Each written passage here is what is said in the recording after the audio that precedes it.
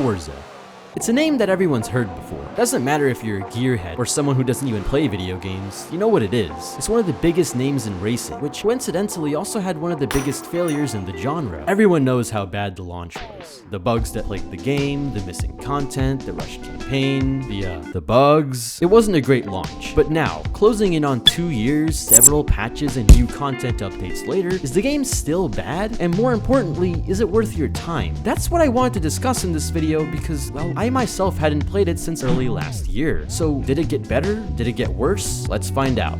Well, let's start off with the most important aspect of any video game, gameplay. Now, contrary to, well, the rest of this entire video, there actually is quite a bit of positive to talk about. Basically, the driving feels good. Cornering, picking up speed, and passing opponents all feel really satisfying. The movement of the car, as well as the general FM physics, make driving on tracks a lot of fun in a way that I can't particularly describe for any previous motorsport title. In fact, this is probably one of the first Forza games I've played in a very long time where I get the urge to get on and drive just because I enjoy the handling that much. But it's not just the handling that's had an improvement, since the AI has also gotten quite a bit better. Forza AI, or rather drivatars, for the longest time have been, well, terrible. In any other Forza game, you're either a mile ahead of the competition or you're a mile behind it. No exceptions, nothing in between, that's literally always how it is. You're either in first place, slowly waiting for the percentage at the top right of the screen to reach 100%, or you're on the final lap wondering how you're so far behind. Because according to Forza, Grandpa's old grocery getter can suddenly somehow smoke a Ferrari going flat out when you raise the difficulty too much. In fact, I think part of the reason why people tend to flock to the online modes in these games seems to me more because racing with real people delivers an experience that you don't really get from drivatars. Because contrary to Forza logic, the fun of racing doesn't come from being in the same position for the 80th lap in a row. The true fun of racing is battling it out with your opponents lap after lap, the gap between victory and defeat being ever so close. People don't play online just because they like connecting with people, they play online because it's the only way to get a competent enough racing experience. To contrast all of this, Motorsport 8 puts pressure on you to drive properly. Unlike Horizon 5, when you're in the lead, most opponents follow close behind and are quick to punish you for any mistake you might make. Seriously, I can't tell you how good it feels to have my opponents actually put pressure on me and not just forget how to drive the moment I pass them. This, much like the handling, is the closest we've had to an enjoyable core racing experience in any Forza game in recent memory. So the racing is good. Maybe not the best that it's ever been in the entire franchise, but decent enough. Unfortunately, it's still got a lot of problems. See, while this is a better Forza game, its case of Forza AI syndrome is not totally cured. I played most of this game at 8 out of 8 difficulty, and I'd say it's a good challenge. Opponents follow close behind, and that does a lot to keep you invested, but with an asterisk. This only applies while you're ahead, because the AI still punishes you way too harshly. Here's the thing, I accelerated a little too hard on one turn, and now the guy that was right behind me 30 seconds ago is now unreachably far ahead, and I have no hope of catching up. You have a good 10 seconds to pass people who overtake you. If you can't do it in that time, you have to rewind.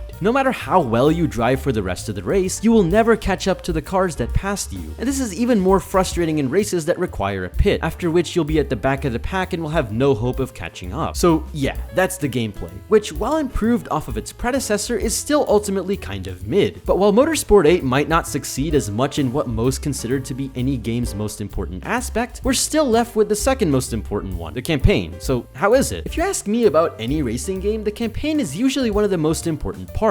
Even if the driving itself isn't that great, a racing game can still be a really fun time through good progression and general game design. And unfortunately, this is also another area where Motorsport 8 fails. Motorsport 8's campaign is very simple and yet still really bad. The whole thing is broken down into a bunch of different little sections or tours, themed around different types of cars. Hot hatches, muscle cars, retro cars, and, well, everything else. Each tour is then broken down into little challenges, which usually consist of 5 or so races under that specific pool of cars. Finish all those challenges and you get a free reward car and a final event with it. So yeah, no progression, and you can start or pick up a tour at any time you like, so there isn't anything really pushing you to play it all to the end. That's strike 1. Now here's strike 2. Each race is long, like really long, like 10 to 15 minutes per race at the minimum. And that's if you skip the practice session before it starts. Everything included, you're literally looking at almost 20 plus minutes of driving per race, which is an absolute slog to sit through. And the AI, while still better than the older games, doesn't really help the matter. The race literally might as well end at the second lap, because by that point, the position you're in will almost always be the position you'll finish in. First place is within reach, but only for the first 30 seconds. After that, it's literally impossible to pass the guy in first. So for the rest of the race, you're just driving and occasionally rewinding to block the guy behind you trying to pass. And then here's the icing on the cake. They actually did make a good campaign, but they only made it a tiny little tour. Open tour isn't perfect, but it fulfills what we want from a racing game's progression system at a basic level. Do a few races at one car class, then move up and do more at the next. It's fun picking a new car for the next set of races, and because there's only 3 races, it's short enough for it to not be that repetitive and for the next level to feel attainable. Problem is that the campaign is long. It'll take you around 35 hours to finish the whole thing, but 35 hours is a long time and there's very little variation. The campaign is literally just races. No drift events, no car bowling, no weird minigames, just championships over championships again and again. But why? Why did Turn 10 make a campaign that wastes this much of your time? Well, the answer doesn't seem to be too far away. Motorsport 8 at launch had a lot of problems, but one of its biggest problems was the newly introduced Car XP system. You remember what I said about them trying to make the games bad? Yeah. You see, instead of just buying upgrades for your car with money like in any other Forza game, you now have to earn car points to upgrade different parts of your car, which you can get by leveling your car up, which can be done by driving more. If you don't have enough of those points, you obviously can't apply the upgrade. So basically, grind so you can earn the privilege to use certain upgrades. Want to mess around with engine swaps on different cars? Well, now you can't. Want to be competitive online? Better get to grinding then. And considering that most upgrades and customization options in the game were available in previous entries, Motorsport 8 basically forces you to work for the same things you literally had free access to in the older games. Hey everyone, Dr. Editing Slide here. So as I was gathering footage for the clip you just saw, I found out that at some point post-launch, Turn 10 gave you the ability to just buy the car points with in-game money. Of course, with the unfortunate wording of, yeah. Either way, it's hidden in such a weird way that I can still imagine a lot of players wasting their time because of the strange roundabout way that they added this in. So yeah, the game isn't very good. And even though the graphics are decent, the other visual elements in this game somehow managed to fail compared to previous entries. The graphics look good. Whether the hot sun is beaming down on your car in the afternoon or you're racing at midnight, the game is generally pleasing to look at. The road reflects light the way it should, the skybox is bright and colorful, and the post-processing effects look sharp. And this is even without the ray tracing, which does actually apply to more than just the garage. The game looks nice. What else can I say? And as per usual with Forza games, it's optimized decently well. Still nowhere nearly as well as FH5, which can literally run on the laptop I use to do my schoolwork, but decent enough to have a good handheld experience and much better than it was at launch. However, this is pretty much where anything good I have to say about the visuals ends, since much like Horizon 5, Motorsport 8 feels like it was made by software developers and not people actually passionate about cars. And so as I reach the conclusion for this review, I really want to ask, where'd all that passion go? The same passion that led the development team to have Motorsport 4 open up with a cutscene talking about why we love cars and the speed and adrenaline they give us. The same love and care that you could feel coming from FM4's Forza Vista, having Jeremy Clarkson do a voiceover talking about the specs of each car as well as his personal takes on them. Instead of that, each race in FM8 opens with a voiceover about the track you're racing on that I can almost guarantee was generated and then text-to-speech by ChatGPT. You can immediately tell the difference between like previous versions of the M5, you wouldn't know it's anything out of the ordinary, unless you're an industrial-strength Class 1 ocean-going car bore. And then this. Kyalami sits at over 5,000 feet above sea level, so naturally aspirated engines can expect some power loss due to the thinner air.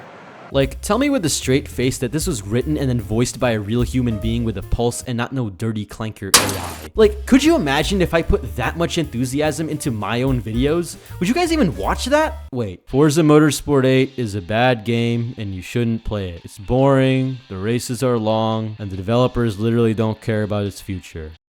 Can I go home now? It's so obvious that the developers just don't care because nobody who actually cares about cars and racing would ever let this slide. And this is there in almost every element of the game. The UIs look like bland, generic Windows 11 menu options, so many cars still have certain elements not rendered properly in their previews, and the car list barely features anything new besides Horizon 5's DLC. Even the car prices reek of a lack of care. Why does the track version of the 992 GT3 RS cost less than the road variant? And why is an F50, a car that goes for almost $5 million in real life, almost half the price of a Huracan? And why does a TTRS cost as much as an RS6 Avant? Who made these prices? A random number generator? Did they roll a dice? In addition to all of its other problems, it's clear that Motorsport 8 is just not that well made, even after all this time. The game still crashes every so often, certain cutscenes get stuck for a few seconds, and there seems to be far more loading screens than necessary. Not to mention the terrible aliasing if you're playing at native resolution without using TAA. Yeah, the game is fixed only in that it's playable now. It's certainly nowhere near as bad as it was at launch, but that doesn't mean it's in a particularly good spot now. Most of the games aren't game-breaking anymore, but they are enough to remind you how little anyone cared for this game. This game took supposedly 6 years of development, only to come out twice as half-baked as other Forza games at launch, to the point of not even including stuff shown in the trailers. And now we can find out why. According to an ex-Microsoft employee, the company contracts developers only for an 18-month time period in order to avoid paying for employee benefits like healthcare. Basically, they hire people, then fire them after a year and a half, and then just hire new people. And maybe that would be fine for... Actually, I can't even think of anything that would work for. Game and just software development is not something you can just pick up and continue work on after someone else, because engines and workflows can differ a lot, and new developers would need to spend quite a bit of time with it in order to work efficiently. And this decision sounds even more stupid when you consider the fact that this game was designed to be a live service, with regular updates and new content. Yeah, any money you save by not giving your employees and developers benefits, essentially through a legal loophole, is immediately burned by negative PR and the fact that, well, nobody's using your product. It's just terrible management. Because like, who with any software development experience ever thought that this was a good idea? And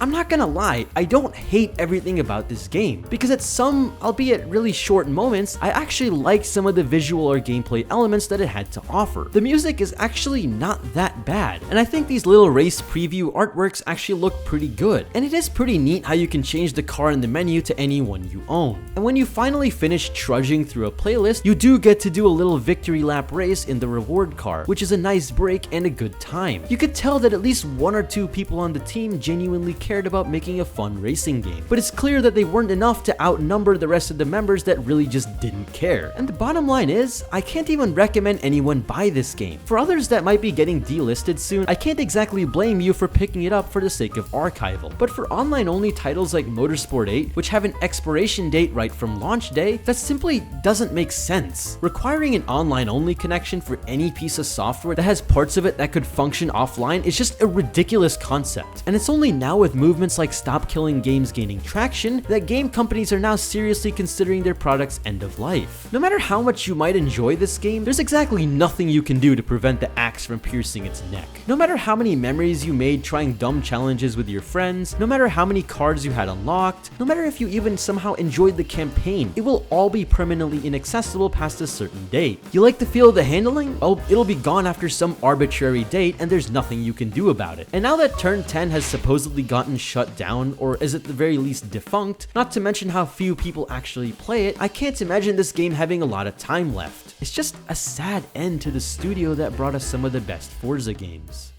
So, is Motorsport improved? Yes, but it's still not very good. The gameplay feels good and there are genuine improvements, but the rest of the game is just a polished turd. It's soulless and it was made in haste, and I can imagine quite a bit of frustration too. I'm not gonna tell you what to do with your money, but if you don't want to see things like what happened to Motorsport 8 again, don't buy this game. If you still want your Motorsport fix, emulate Motorsport 3 or 4 or buy a secondhand copy of 7. Don't support this company's inane treatment of not only its franchises, but also its employees. And while complaining online like I like to do might get your voice heard, the best way to get what you want is to stop buying their products. Don't give your money to companies selling broken games, don't pre-order things, and don't spend your time on Microsoft's game that was so clearly made to waste it. For companies, money speaks louder than words.